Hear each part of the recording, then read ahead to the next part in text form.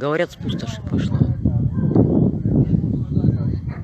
Информация была во сколько? 1:30 дня, и до сих пор вот это с пустоши. Там затушили, тут вроде как говорит продолжается. Видите, какие языки пламени.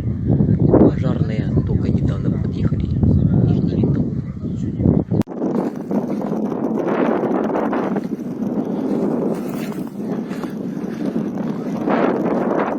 Оце пацани 100 метрів від моєї хати, від мого дому. Горить вже півдня. Пожежні не можуть його врятувати. Оце ми зараз тут поливаємо, щоб воно до хат не дійшло. Отаку крила на воздвіження, якісь.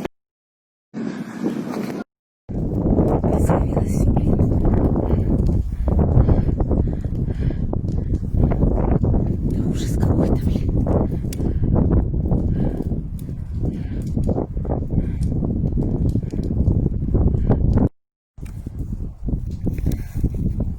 Просто ад какой-то.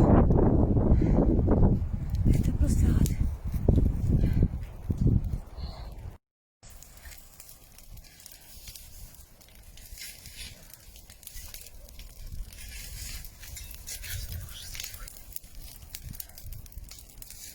А вы что, прокопали?